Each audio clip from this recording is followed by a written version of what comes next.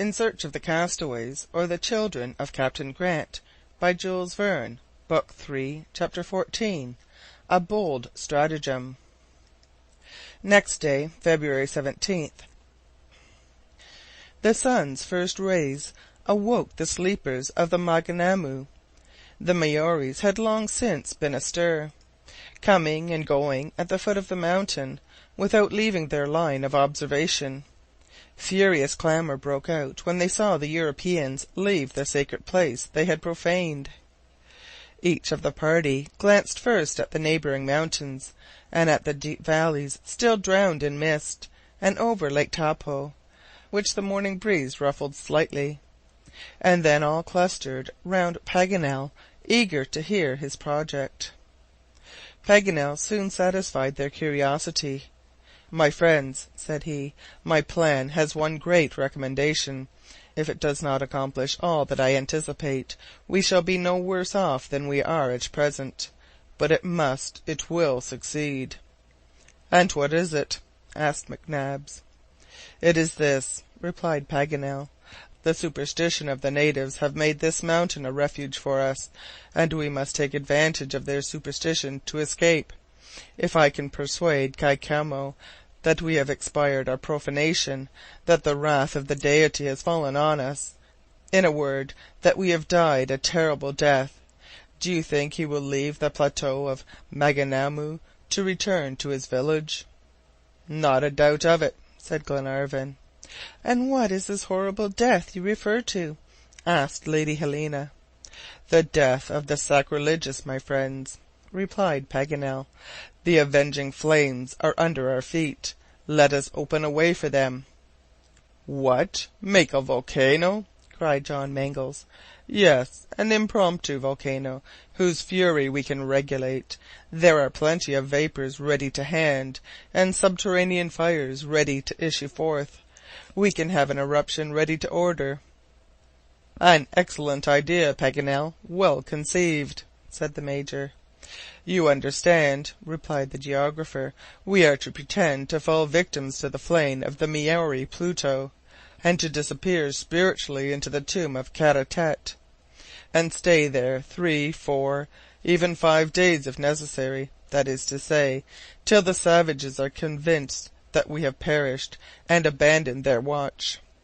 "But," said Mrs. Grant, "suppose they wish to be sure of our punishment, and climb up here to see?" "No, my dear Mary," returned Paganel, "they will not do that. The mountain is tabooed, and if it devoured its sacrilegious intruders, it would be only more inviolably tabooed." "It is really a very clever plan," said Glenarvan. "There is only one chance against it.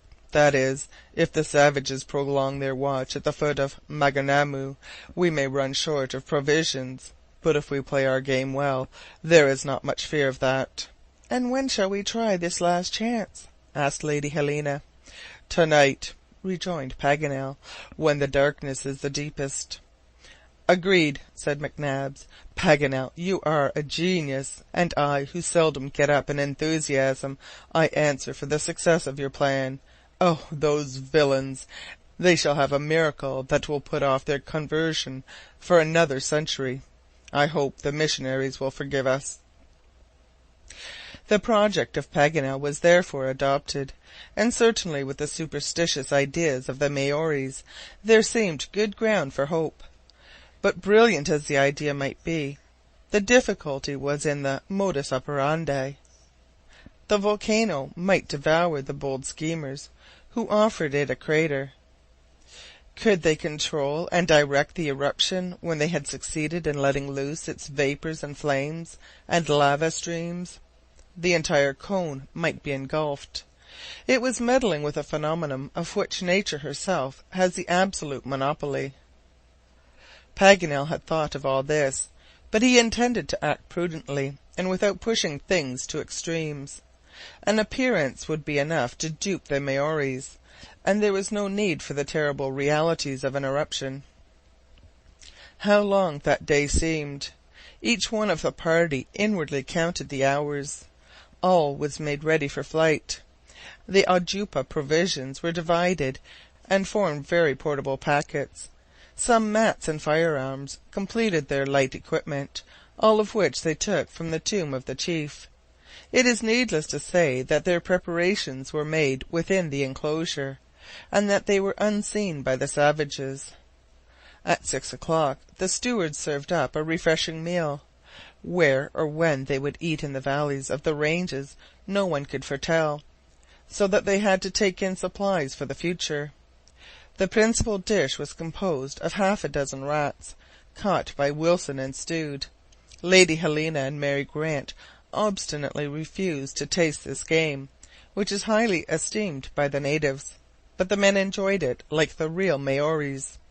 The meat was excellent and savoury, and the 6 devourers were devoured down to the bones. The evening twilight came on.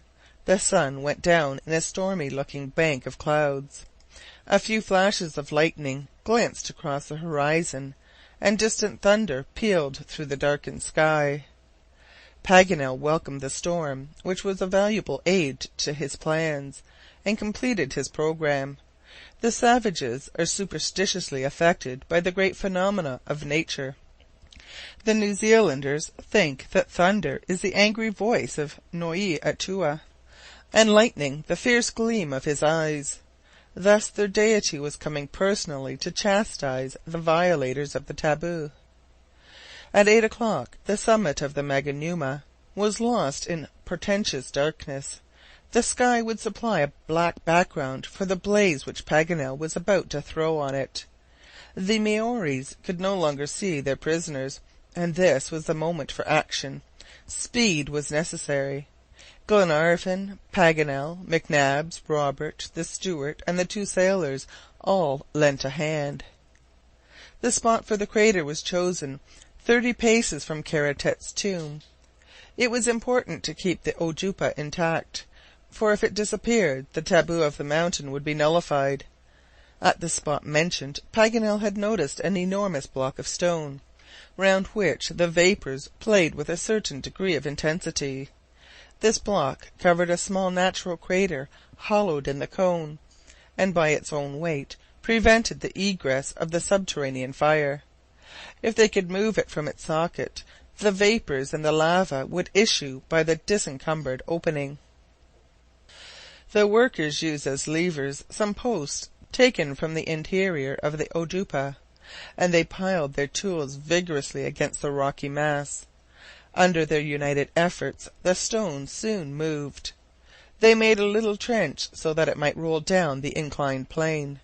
As they gradually raised it, the vibrations underfoot became more distinct. Dull roarings of flame and the whistling sound of a furnace ran along under the thin crust. The intrepid labourers, veritable cyclops, handling earth's fires, worked in silence. Soon some fissures and jets of steam warned them that their place was growing dangerous. But a crowning effort moved the mass, which rolled down and disappeared. Immediately the thin crust gave way. A column of fire rushed to the sky with loud detonations, while streams of boiling water and lava flowed toward the native camp and the lower valleys. All the cone trembled as if it were about to plunge into a fathomless gulf. Glenarvan and his companions had barely time to get out of the way. They fled to the enclosure of the ojupa, not without having been sprinkled with water at 220 degrees. This water at first spread a smell like soup, which soon changed into a strong odour of sulphur. Then the mud, the lava, the volcanic stones, all spouted forth in a torrent. Streams of fire furrowed the sides of Maganamu. The neighbouring mountains were lit up by the glare. The dark valleys were also filled with dazzling light. All the savages had risen, howling under the pain inflicted by the burning lava, which was bubbling and foaming in the midst of their camp.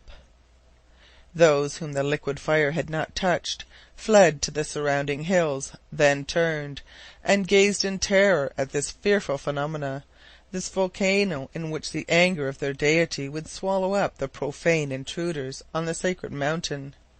Now and then, when the roar of the eruption became less violent, their cry was heard, "Taboo! Taboo! Taboo!" An enormous quantity of vapours, heated stones, and lava was escaping by this crater of Maunganamu. It was not a mere geyser like those that girded round Mount Hecla in Iceland. It was itself a Hecla. All this volcanic commotion was confined till then in the envelope of the cone, because the safety valve of Tongariro was enough for its expansion. But when this new issue was afforded, it rushed forth fiercely, and by the laws of equilibrium, the other eruptions in the island must on that night have lost their usual intensity.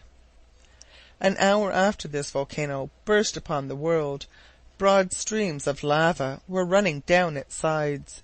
Legions of rats came out of their holes and fled from the scene. All night long, and fanned by the tempest in the upper sky, the crater never ceased to pour forth its torrents with a violence that alarmed Glenarvan. The eruption was breaking away the edges of the opening. The prisoners, hidden behind the enclosure of stakes, watched the fearful progress of the phenomenon. Morning came. The fury of the volcano had not slackened. Thick yellowish fumes were mixed with the flames. The lava torrents wound their serpentine course in every direction. Glenarvan watched with a beating heart, looking from all the interstices of the palisaded enclosure, and observed the movements in the native camp. The Maoris had fled to the neighbouring ledges out of the reach of the volcano. Some corpses which lay at the foot of the cone were charred by the fire. Further off towards the Pa, the lava had reached a group of 20 huts, which were still smoking. The Maoris, forming here and there groups, contemplated the canopied summit of Maunganamu with religious awe.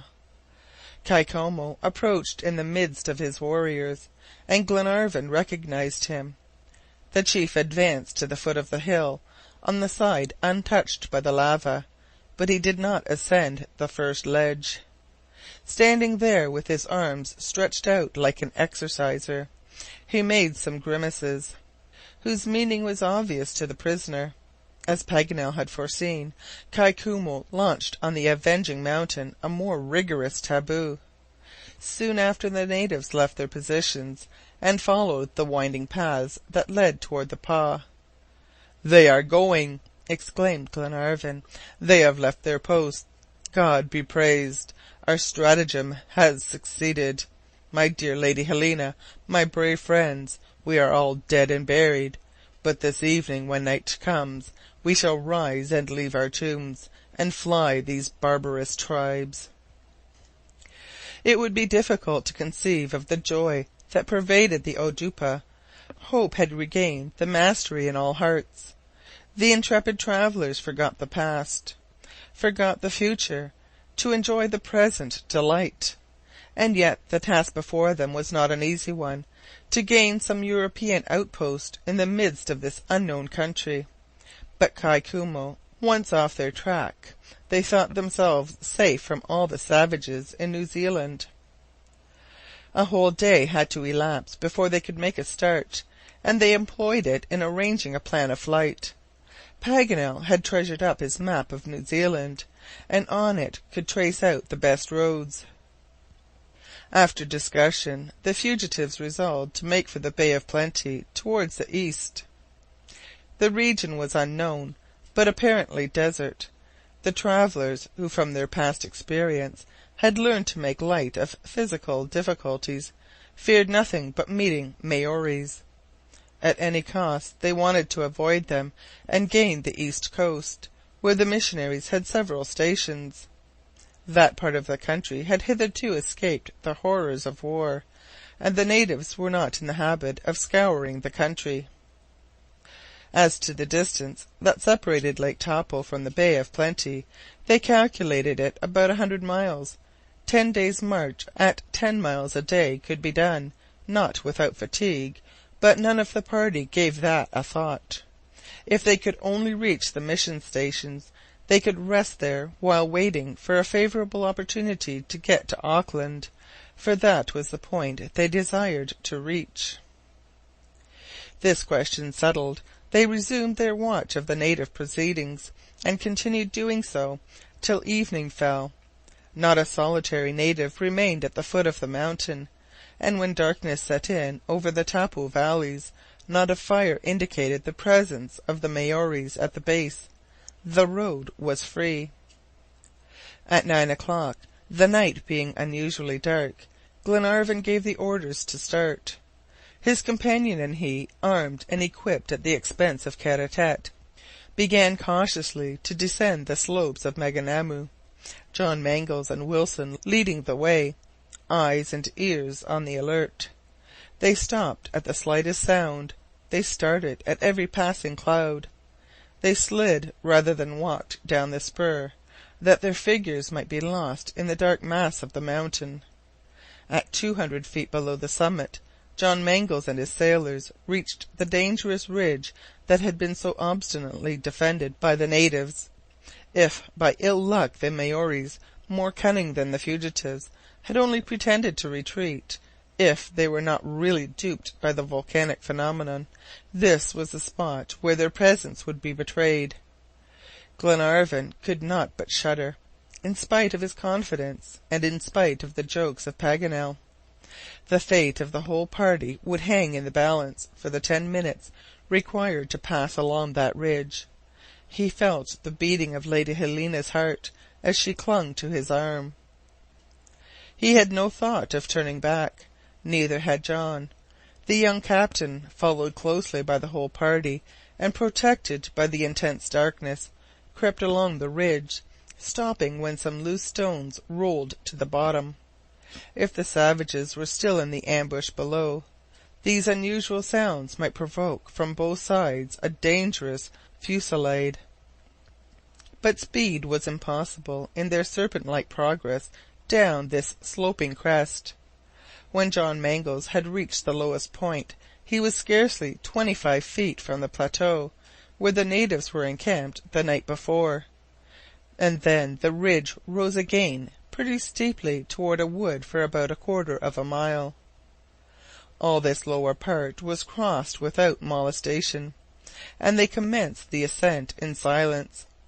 The clump of bush was invisible, though they knew it was there, and but for the possibility of an ambush, Glenarvan counted on being safe when the party arrived at that point. But he observed that after this point they were no longer protected by the taboo. The ascending ridge belonged not to the Maunganamu, but to the mountain system of the eastern side of Lake Taupo, so that they had not only pistol shots, but hand-to-hand fighting to fear. For 10 minutes the little band ascended by insensible degrees toward the higher tableland. John could not discern the dark wood, but he knew it ought to be within 200 feet. Suddenly he stopped, almost retreated. He fancied he heard something in the darkness. His stoppage interrupted the march of those behind. He remained motionless long enough to alarm his companions.